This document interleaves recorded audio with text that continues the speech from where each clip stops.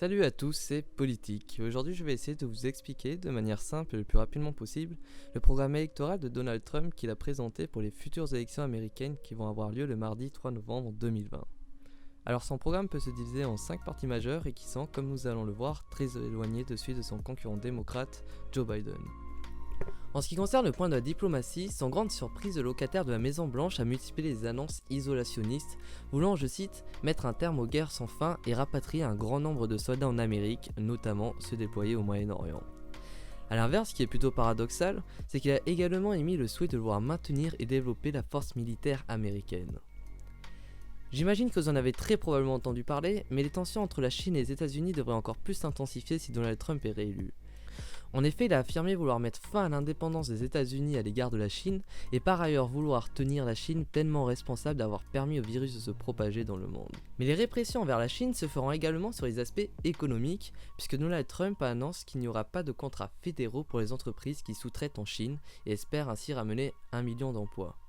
De plus, il souhaite également créer 1 million de nouvelles petites et moyennes entreprises, ainsi que 10 millions d'emplois en 10 mois. Mais si depuis tout à l'heure je ne fais que paraphraser ses promesses de campagne, c'est parce que Donald Trump n'a pas encore précisé comment il comptait parvenir à les mettre en place.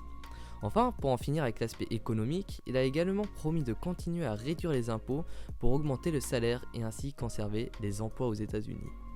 Sur le point de la santé, où il a été mis sous le feu de nombreuses critiques, notamment par son rival démocrate Joe Biden, qui l'accuse d'avoir minimisé la crise du Covid-19, Donald Trump affirme avoir développé un vaccin d'ici la fin de 2020, permettant ainsi un retour à la normale en 2021. Bien qu'il soit contre une assurance maladie universelle, il annonce vouloir également réduire le prix des médicaments sur ordonnance ainsi que de protéger les vétérans américains leur fournissant des soins et des services de santé de classe mondiale.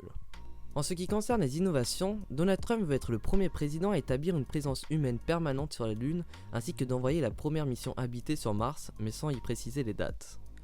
En ce qui concerne la planète Terre, il a l'intention de gagner la course à la 5G et d'établir un réseau national d'internet sans fil à haut débit, qu'il aperçoit comme une véritable opportunité pour l'Amérique.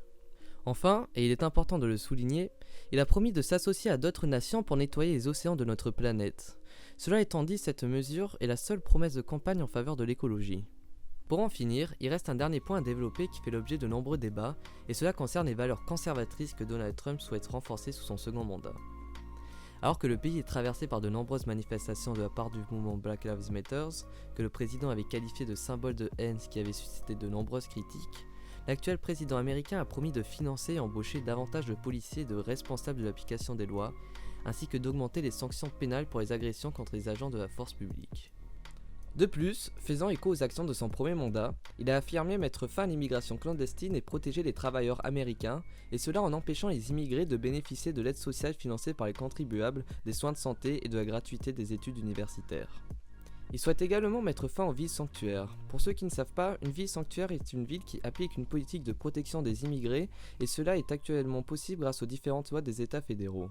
Enfin, pour finir, il souhaite également défendre les libertés des croyants et des organisations religieuses et vouloir protéger la vie à naître par tous les moyens disponibles, voulant rassurer et consolider son électorat religieux et anti-avortement. Et voilà, c'est la fin de la vidéo. Je n'ai pas parlé de toutes ces promesses de campagne, mais seulement de celles que je trouvais les plus pertinentes à développer. En parallèle, je vais essayer de sortir une deuxième vidéo dans la semaine sur le programme de Joe Biden. En attendant, n'hésitez pas à vous abonner, commenter et partager la vidéo.